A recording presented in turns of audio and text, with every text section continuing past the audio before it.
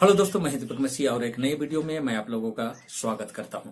Video में हम Daniel 7 अध्याय का 8 पद को अध्ययन करने जा रहे हैं, जहां पर लिखा है, जब मैं सिंहों को ध्यान से देख रहा था तो देखो, उनके मध्य एक और छोटा सा सिंह निकला, जिसके सामने पहले सिंहों में से 3 सिंह जड़ से उखाड़े गए। और देखो, इस सिंह में मनुष्य की सी आंखें थी और एक मुंह जिससे घमंड की बातें निकल रही थी। दोस्तों, जब दानियल अपने दर्शन में इस छोटे सिंह को डेवलप होते हुए देखता है तो बहुत ही घबरा जाता है और अपनी घबराहट को वह 15 पद में रिकॉर्ड किया है, जहां पर लिखा है, मुझ दानियल की आत्मा भीतर भीतर व्याकुल होने लगी और मन के दर्शनों के कारण मैं घबरा गया। अब यहां पर सबसे बड़ी सवाल यह उठता है दोस्तों कि दानियल उस छोटे सिंह को डेवलप होते हुए देखकर क्यों घबरा रहा था, क्यों डर रहा था उससे। और अपने डर का कारण को इसी 7 अध्याय का 19 पद से दानियल ने रिकॉर्ड किया है। तब मेरे मन में उस चौथे जंतु के विषय में ठीक ठीक जानने की इच्छा हुई, जो उन सबसे भिन्न और अत्यंत भयानक था, जिसके दांत लोहे के और नाखून कांसे के थे, जो सब कुछ निगल जाता और चूर चूर कर डालता तथा शेष को पैरों तले रौंद डालता था।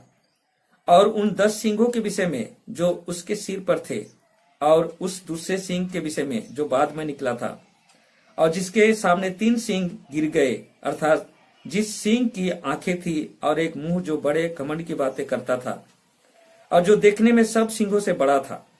फिर मैंने देखा कि वह सिंह पवित्र लोगों से युद्ध करके उन पर तब तक विजयी होता गया जब तक अनादिकाल का प्राचीन न आ गया और परम प्रधान के पवित्र लोगों का न्याय न चुकाया गया।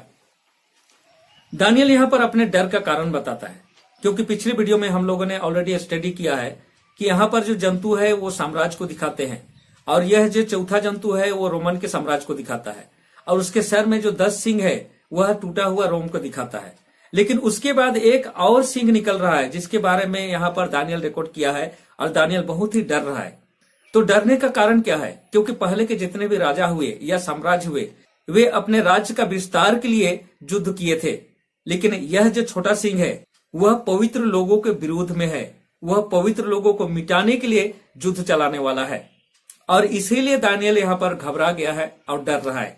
अब डरने और घबराने की बारी हमारी है दोस्तों, क्योंकि दानियल आगे बताता है कि इस छोटे सिंह का पावर अनादिकाल का प्राचीन के आने तक और पवित्र लोगों का जो जजमेंट होने वाला है, अदालत बैठने वाला है, उस समय तक उसका पावर रहेगा दोस्तों।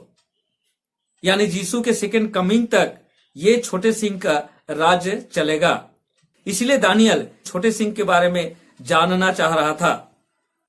दानियल 7 का 16 पद में लिखता है, तब जो मेरे समीप खड़े थे उनमें से एक के पास जाकर मैं इन सब बातों का ठीक ठीक अर्थ पूछने लगा। अतः उसने मुझे बताया, इन सब बातों का अर्थ समझा दिया। जब हम 23 से 25 पद को पढ़ते हैं तो यह लिखा हुआ है, उसने ऐसा कहा, चौथा जंतु पृथ्वी पर चौथा राज्य होगा, जो दूसरे राज्यों से भिन्न होगा और सारी पृथ्वी को नाश करेगा तथा उसे रौंद कर चूर चूर कर डालेगा। और उन 10 सिंहों का अर्थ यह है कि उस राज्य में 10 राजा उदय होंगे। उनके बाद एक और राजा होगा जो पिछलों से भिन्न होगा और 3 राजाओं को अपने अधीन कर लेगा। वह परम प्रधान के विरुद्ध बातें करके परम प्रधान के पवित्र लोगों को मिटा देगा और नियत कालों तथा व्यवस्था को बदल डालने का प्रयत्न करेगा, वरन वे सब 3.5 काल तक उसके बस में कर दिए जाएंगे।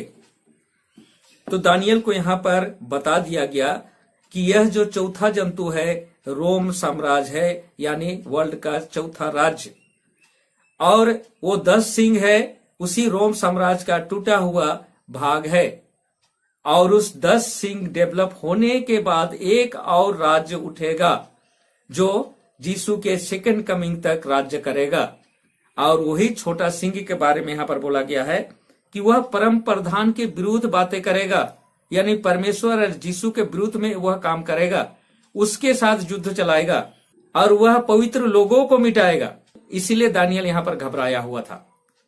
और दानियल को यहाँ पर यह भी बताया जाता है कि वह परमेश्वर की व्यवस्था को बदलेगा और उसे 3.5 काल समय दिया जाएगा।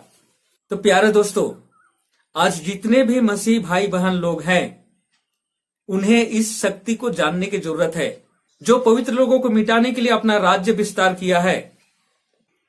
दोस्तों, दानियल 7 में जो विनाशकारी सिंह के बारे में बताया गया है, यह सिंह दानियल के समय में डेवलप नहीं हो रहा है, बल्कि दानियल के समय से बहुत साल बाद डेवलप होने वाला है।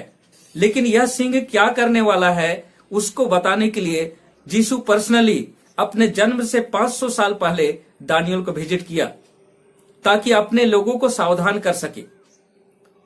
और यीशु फिर से जॉन के पास आया इसी के बारे में डिटेल इंफॉर्मेशन देने के लिए, जो प्रकाशित वाक्य 13 अध्याय में दिया हुआ है। और दानियल में जो लिटिल हॉर्न है वही प्रकाशित वाक्य 13 अध्याय का पशु है। दोस्तों, यहां पर लिखा हुआ है, तब मैंने एक पशु को समुद्र में से निकलते देखा, जिसके 10 सिंग और 7 सिर थे, और सिंगों पर 10 मुकुट थे, तथा उसके सिरों पर इस निंदा के नाम थे। तो यहाँ पर समुद्र हम लोग जानते हैं, जहां पर बहुत सारे लोग हैं, और यहाँ पर 10 सिंग और 7 सिर, ये रोम की एरिया को दिखाता है। दोस्तों, यानी 10 सिंग रोमन साम्राज्य के उस पशु में था, और बाद में जो छोटा सिंह निकलता है तो 10 में से 3 को गिरा देता है, तो 7 हेड बचता है। तो ये रोम के एरिया को रिप्रेजेंट करने के लिए इस पशु का जो आकार दिखाया गया है। और 2 पद का लास्ट पद को पढ़ते हैं तो लिखा है कि उस अजगर ने उसे अपना सामर्थ, अपना सिंहासन तथा अपना महान अधिकार दे दिया। अब अजगर कौन है दोस्तों? अजगर है लूसीफर यानी शैतान। और यह लिटिल हॉर्न या ये पशु को कौन सामर्थ्य दे रहा है, कौन सिंहासन दे रहा है, कौन अथॉरिटी दे रहा है? लूसीफर यानी शैतान दे रहा है। तो समझिए कि कितनी बड़ी बात है, जिसे हर एक मसीह भाई बहन को जानने की जरूरत है।